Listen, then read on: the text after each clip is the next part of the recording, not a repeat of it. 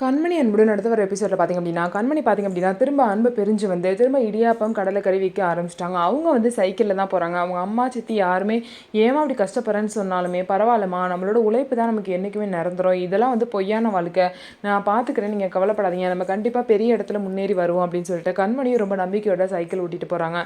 அப்போ கண்மணிக்கு பார்த்திங்க அப்படின்னா திடீர்னு மயக்க வர மாதிரி அப்படியே சாயிற மாதிரி இருக்காங்க. அப்போ ஒரு பொண்ணு வந்து அவங்கள பிடிக்கிறாங்க.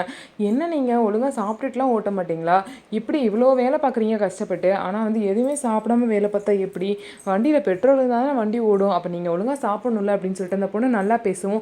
நீ வரியா, நீ என் கூட வந்து இந்த மாதிரி எனக்கு ஹெல்ப் பண்ணுறியா, என் வேலையை ஜாயின் பண்ணிக்கிறேன்னு கேட்கும்போது நல்ல வேலை இல்லாமல் கஷ்டப்பட்டேன், இப்போ எனக்கு ஒரு நல்ல வேலை கிடச்சிருச்சு அப்படின்னு சொல்லிட்டு ரொம்பவே சந்தோஷப்படுறாங்க. ஒருவேளை கண்மணி மயக்கம் போட்டது அவங்க ஒருவேளை ப்ரெக்னெண்ட்டாக இருக்க கூட வாய்ப்பு இருக்குது. அந்த விஷயம் அப்படி உண்மையாக இருந்தால் அந்த விஷயம் தெரிஞ்சாவது அன்பு கண்மணி செய்கிறாங்களான்னு சொல்லிட்டு வெயிட் பண்ணி பார்க்கலாம். இன்னொரு சைடு அன்புக்கு அவங்க அம்மா வந்து இந்த மாதிரி நீ கண்மணிக்கிட்ட அந்த மாதிரி நடந்திருக்கக்கூடாது, என்ன உனக்கு எந்த அளவுக்கு பிடிக்கும் அந்த மாதிரி தான் நீ ஒவ்வொரு பொண்ணையும் மதிக்கணும்னு சொல்லிட்டு அன்புக்கு புரிய வைக்க ட்ரை பண்ணுறாங்க. அன்பு புரிஞ்சுக்கிட்டு கண்மணி கூட செய்கிற ட்ரை பண்ணுவாங்களா, அப்படி வந்து ட்ரை பண்ணாலும் கண்மணி வந்து அன்பு கூட இனிமேல் சேர்ந்து வாழ வாய்ப்பு இருக்கா அப்படின்னு சொல்லிட்டு வெயிட் பண்ணி நம்ம பார்க்கலாம். நம்ம வீடியோ உங்களுக்கு பிடிச்சிருந்தா நம்ம வீடியோவை லைக் பண்ணிவிட்டு பாருங்கள்.